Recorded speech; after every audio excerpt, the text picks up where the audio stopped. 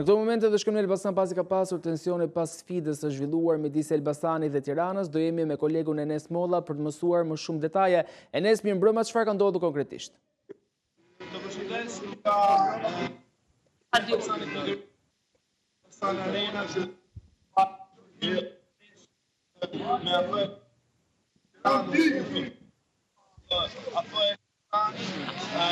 Me njëherë kam pasur dhe tensionet mes tifozëve, duhet të themi që ishin ata tifozë të Tiranës, të cilët kanë përvetuar kështu tifozët e AFC Elbasanit në ofendime e sipër dhe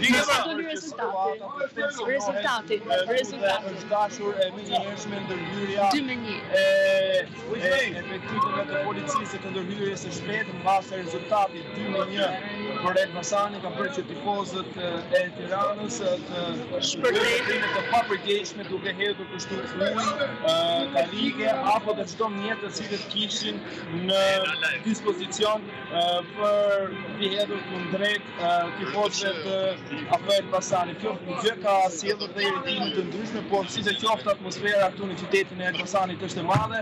Tifozët të AFC Elbasanit janë duke shijuar kështu fitore e Elbasanit me rezultatin 2-1. Është një moment në cilin çdo qytetar është i lutur për skuadrën e tij dhe kthehemi tashmë kjo është situata e vërtetë. Enes, faleminderit shumë për të raportim. Faleminderit.